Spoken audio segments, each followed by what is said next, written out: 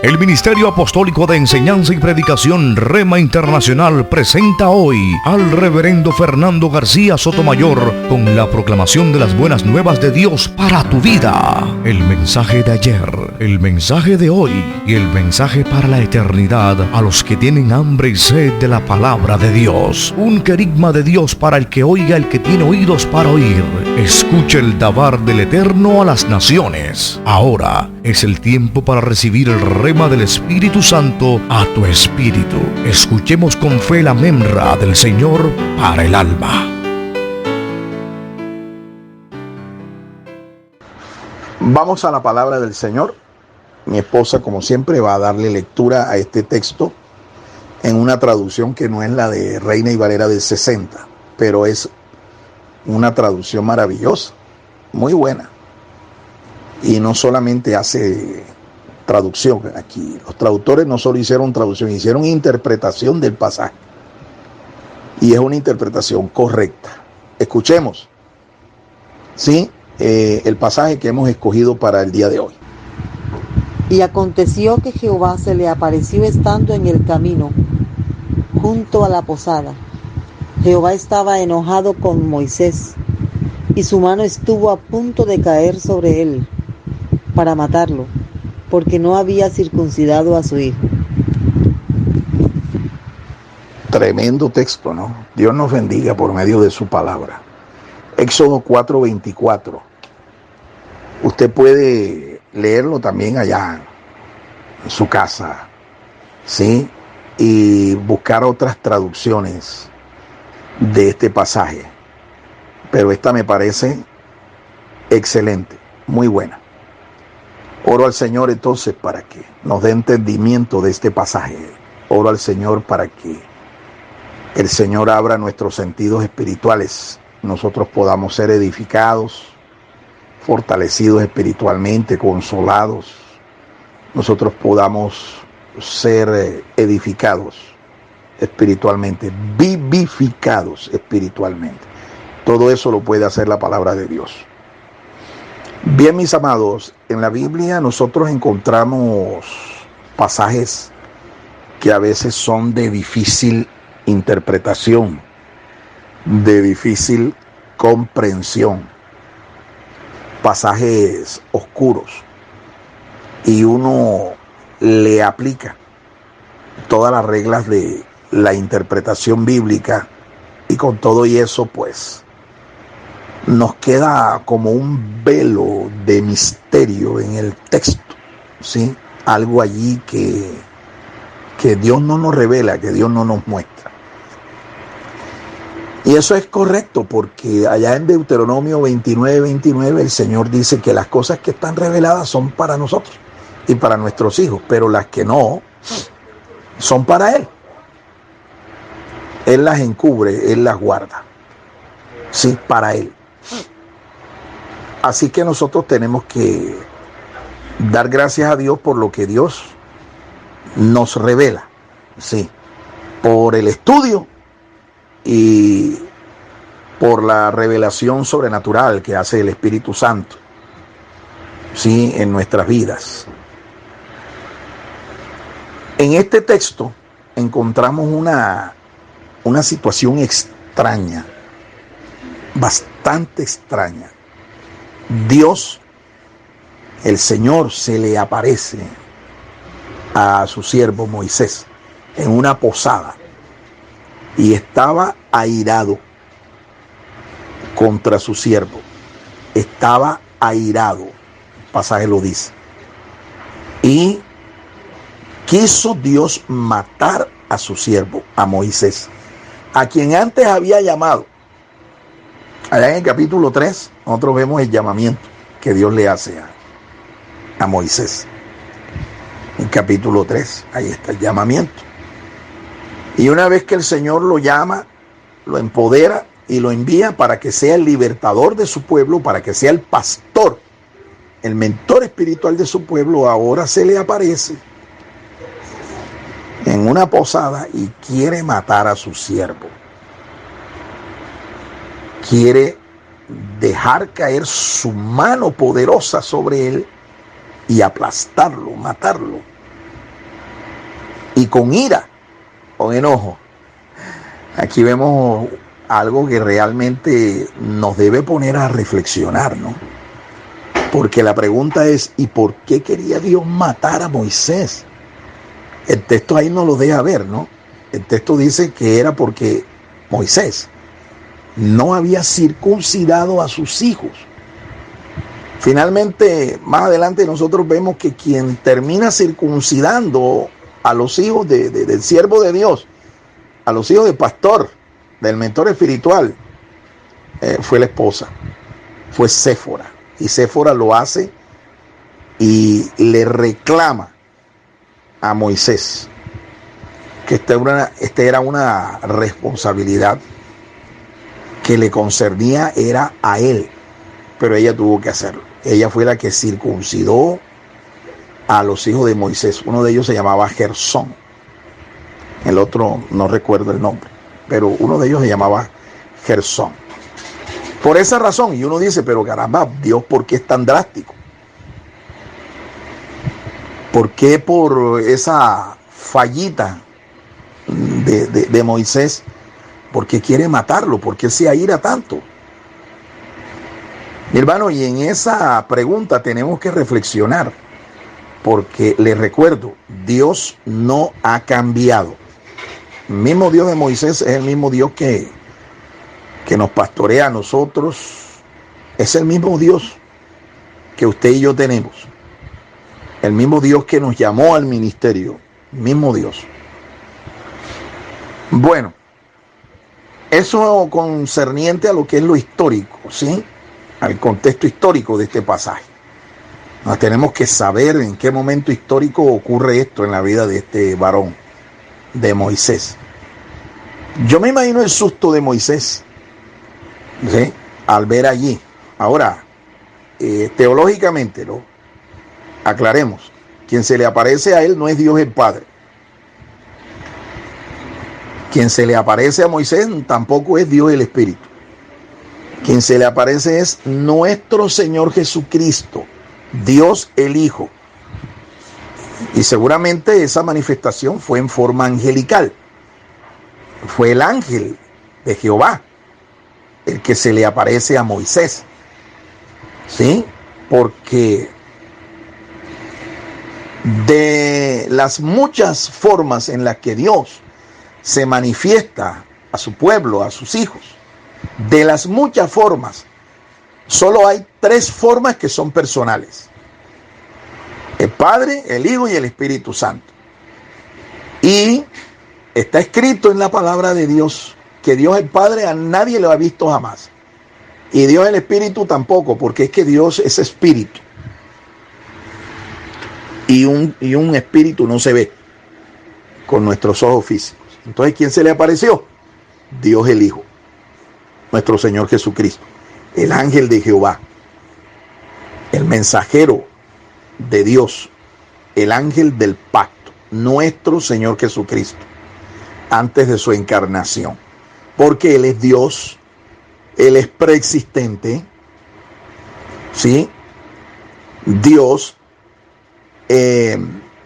manifestado antes de su encarnación, como Yeshua, como Jesús, el Hijo engendrado de Dios. Eso es lo primero que hay que aclarar aquí. Lo otro que tenemos que aclarar, y esto es parte de una reflexión espiritual, de una reflexión, de un análisis teológico, es el hecho de que la mano de Dios, esto es una figura, la que se usa aquí, una figura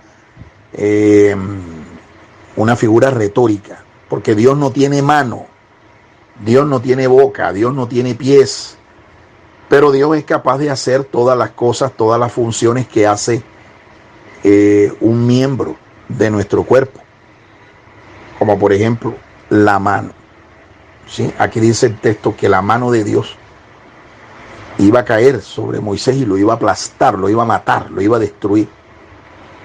Esto es una figura retórica, ¿sí? Esto es una figura retórica. Esta figura se llama antropomorfismo. Es un antropomorfismo. Es una figura retórica usada por los sagrados escritores para mostrar que Dios puede hacer todo lo que nosotros con nuestro cuerpo hacemos, pero sin tenerlo, Dios puede hacer. Él es todopoderoso. El hecho es que Dios quiso matarlo, ¿sí? Dejando caer su mano, ¿sí? Para matarlo, para aplastarlo. Mire, años más tarde, cuando Moisés le pide al Señor que por favor se le muestre, la Biblia dice que Dios se le mostró a Moisés, pero para que la presencia, el fulgor, la gloria de Dios no lo matara, Dios puso su mano sobre él para protegerlo, para cubrirlo. Dios puso su mano. En hebreo la palabra mano es yad. Dios puso su mano y lo cubrió. ¿Sí? Lo cubrió, hizo cobertura sobre él para protegerlo. Interesante, ¿no? Mire cómo es nuestro Dios. Su mano puede caer sobre nosotros para cubrirnos, para protegernos, pero también su mano puede caer sobre nosotros para matarnos, mi amado hermano.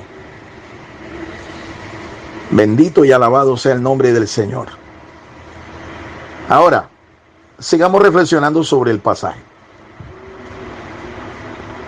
La Biblia nos enseña que Dios es un Dios de pactos. Dios hizo 8 pactos con el hombre. Ahí están revelados en la palabra. 8 pactos. 8. ¿Sí? 2 con Adán.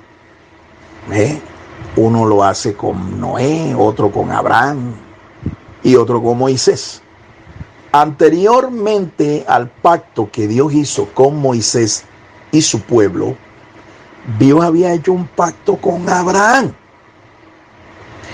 Y en el pacto abrahámico, estoy hablando del padre, el patriarca mayor de los hebreos, Abraham. Ellos tienen otros patriarcas, Isaac, Jacob, José, David. Pero estoy hablando aquí del que es el progenitor del pueblo hebreo, Abraham. Dios hizo un pacto con Abraham. Y una de las estipulaciones del pacto abrahámico era que todo aquel que quisiera participar de las bendiciones, de las promesas del pacto, tenía que ser circuncidado al 8º día. Y aquí quiero entrar entonces a una aplicación de toda esta reflexión. Dios es un Dios de pactos y también la Biblia dice que Dios es un Dios de orden. Y he venido enseñando de que lo que Dios bendice, lo que Dios respalda es el orden. Cuando usted y yo nos sometemos al orden de Dios, garantice con esto que la bendición de Dios viene detrás. Cuando yo vivo en el orden de Dios, de acuerdo al orden de Dios, Dios me va a garantizar a mí que lo que yo haga dentro del orden de lo que Él ha establecido, eso es lo que Él va a bendecir. Por analogía, si una persona no se somete al orden de Dios, ¿qué cree usted que va a recibir?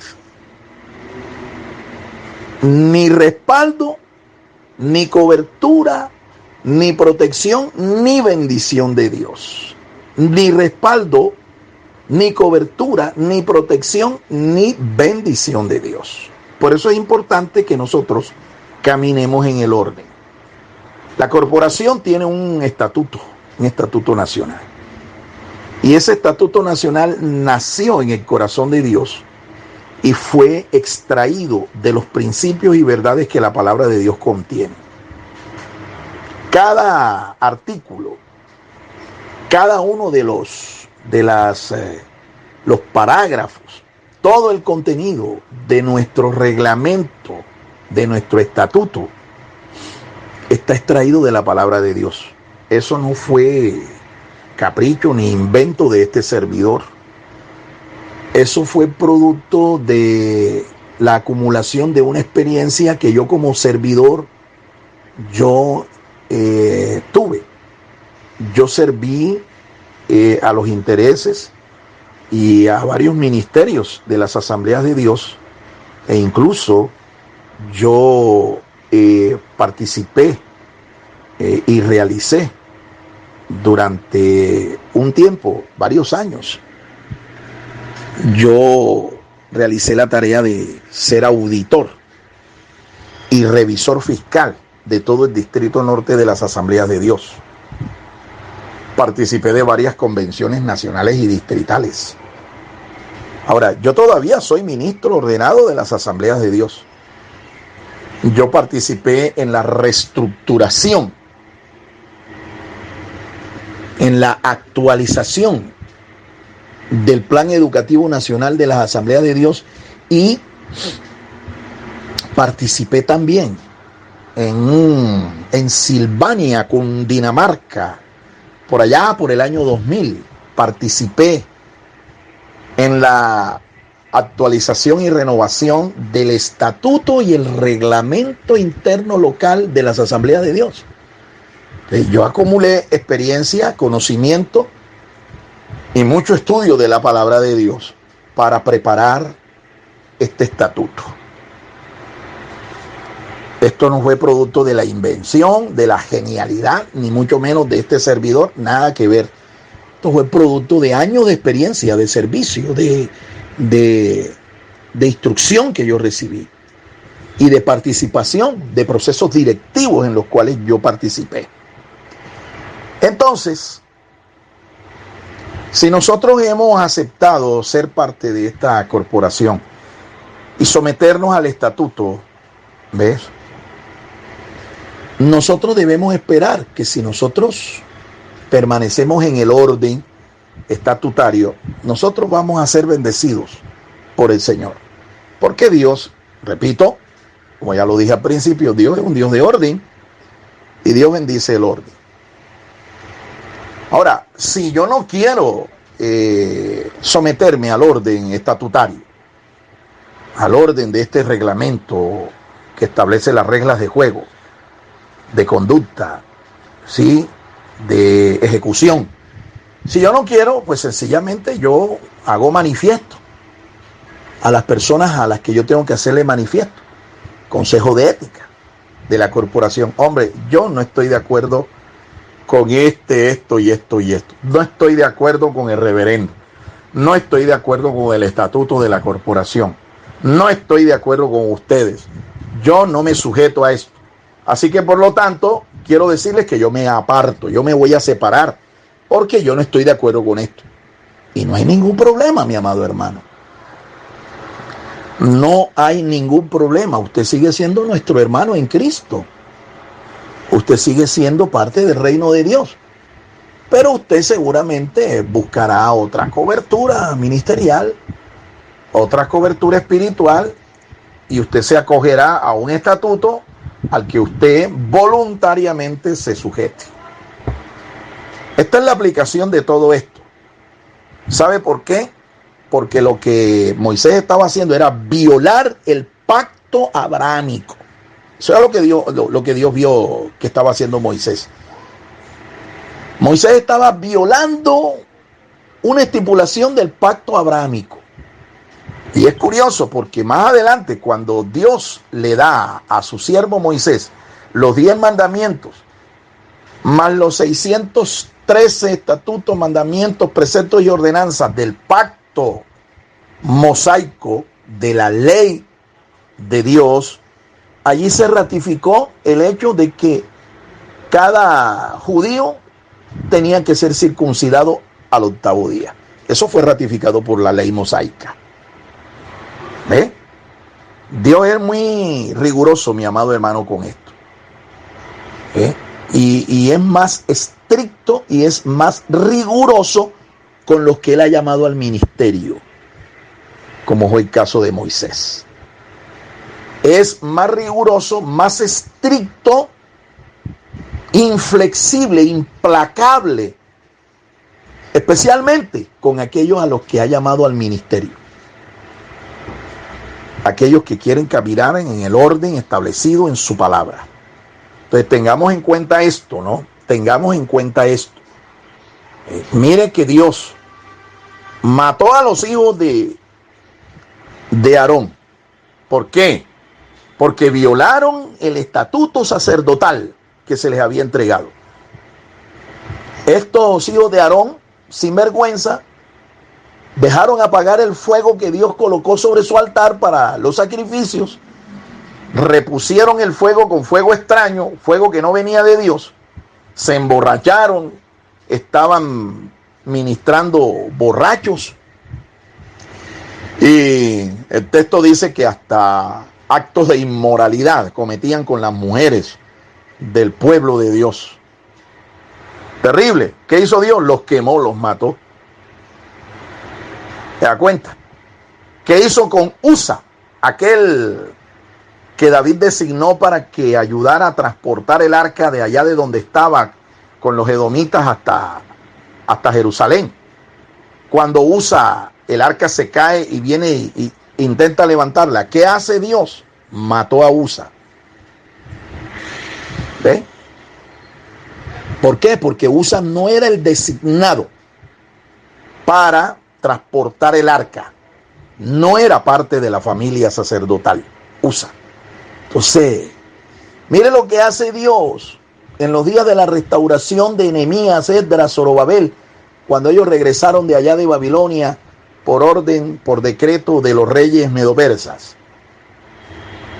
Cuando ellos hicieron el censo de los ministros, de los levitas, que tenían que ministrar en el altar, en el templo de Dios, se dieron cuenta que ahí habían una cantidad de personas que no estaban demostrando que realmente eran de la familia ministerial, de la familia sacerdotal, no eran levitas. Consultaron a un sacerdote con Urim y el Tumim para buscar qué hacer con estas personas. Y finalmente nos dice en el libro de Nehemías que fueron expulsados del ministerio. Esdras y Nehemías le prohibieron a estas personas incluso participar de las ofrendas, los diezmos, los votos, las primicias y todo lo que el pueblo llevaba en consagración a Dios. Los cortaron del ministerio. No los mataron, pero los echaron del ministerio. ¿Y eso por qué? Porque era lo que Dios había establecido. ¿Quiénes eran los llamados a participar del altar, del templo, del sacerdocio? Una familia, la familia de Aarón, ¿sí? Descendientes de Leví, nadie más, nadie más.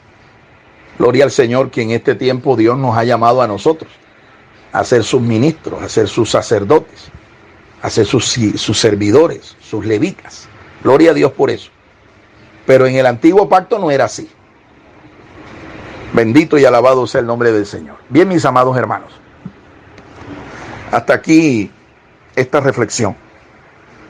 Si usted tiene comentarios, impresiones, usted tiene aportes que nos puedan enriquecer, les animo para que los envíenlos, ¿sí? Por el informativo, envíenlos por el informativo, porque por aquí por la red no se puede, pero por el informativo sí. Un abrazo. Que el Señor les bendiga a todos. Que tengan un resto de semana bendecido en el Señor. El Ministerio Apostólico Rema Internacional pone a disposición esta predicación. Ofrecemos ministración a simposios, seminarios, campañas evangelísticas, educación globalizada sana y de carácter interdenominacional. Escríbanos a ministerioremainternacional@gmail.com o llámenos al celular 316-270-7181.